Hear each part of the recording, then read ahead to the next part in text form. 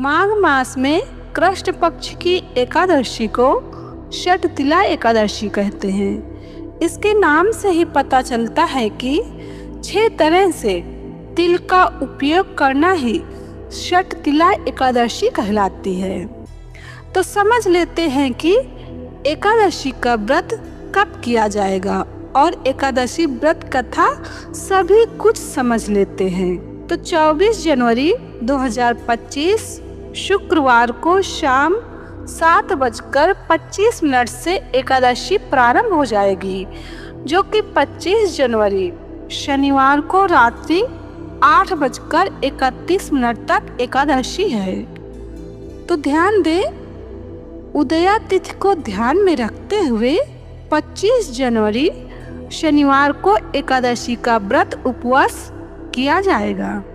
षटतिला एकादशी व्रत कथा।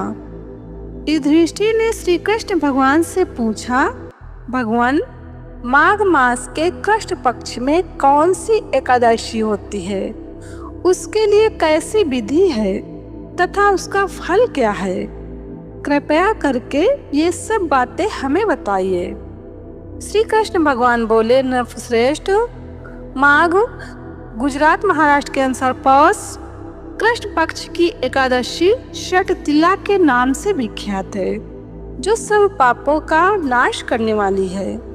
मुनि श्रेष्ठ, पुलस्त ने इसकी जो पाप हारनी कथा दालभ्य से कही थी उसे सुनो। दालभ्य ने पूछा, ब्राह्मण, मृत्यु लोक में आए हुए प्राणी प्रायः पाप कर्म करते रहते हैं, उन्हें नरक में न जाना पड़े, इसके लिए कौन सा उपाय है, बताने की कृपा करें।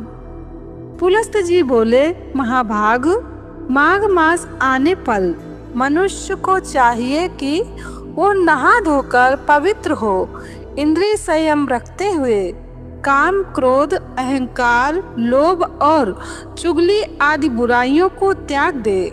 देवाधिदेव भगवान का स्मरण करके जल से पैर धोकर भूमि पर पड़े हुए गोबर का संग्रह करें, उसमें तिल और कपास मिलाकर 108 पिंडिकाएं बनाएं। फिर माघ में जब आधा या मूल नक्षत्र आए तब कृष्ण पक्ष की एकादशी करने के लिए नियम ग्रहण करें। भली भांति स्नान करके पवित्र हो शुद्ध भाव से देवाधिदेव श्री विष्णु जी की पूजा करें। कोई भूल हो जाने पर श्री कृष्ण भगवान का नामोच्चारण करें। रात को जागरण और होम करें। चंदन, कपूर, नैवेद्य आदि सामग्री से शंख, चक्र और गदा धारण करने वाले देव देवेश्वर श्री हरि की पूजा करें। तत्पश्चात भगवान का स्मरण करके बारंबार श्री कृष्ण भगवान का नाम उच्चारण करते हुए कुम्हड़े, नारियल अथवा बिजौरे के फल से भगवान को विधि पूर्वक पूजन कर अर्घ्य दे। अन्य सब सामग्रियों के अभाव में 100 सुपारियों के द्वारा भी पूजन और अर्घ्य दान किया जा सकता है।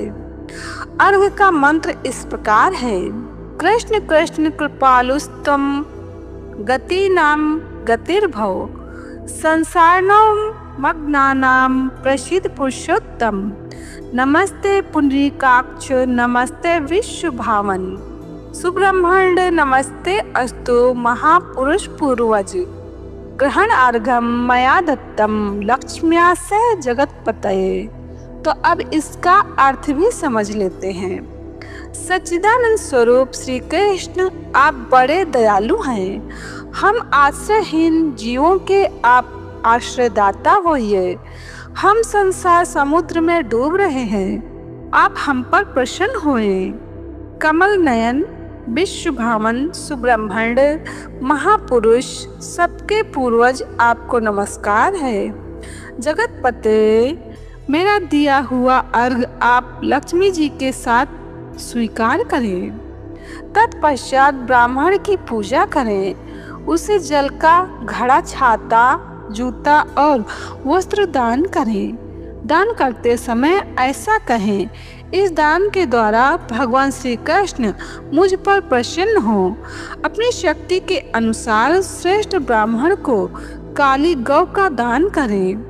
द्विज श्रेष्ठ विद्वान पुरुष को चाहिए कि वो तिल से भरा हुआ पात्र भी दान करे।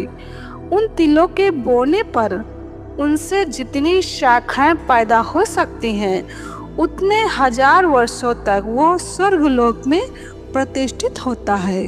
तिल से स्नान करें, होम करें, तिल का उपटन लगाएं, तिल मिलाया हुआ जल पिएं, तिल का दान करें और तिल को भोजन के काम में भी उपयोग करें। इस प्रकार हे नरश्रेष्ठ 6 कामों में तिल का उपयोग करने के कारण यह एकादशी षट तिला कहलाती है, जो सब पापों का नाश करने वाली है।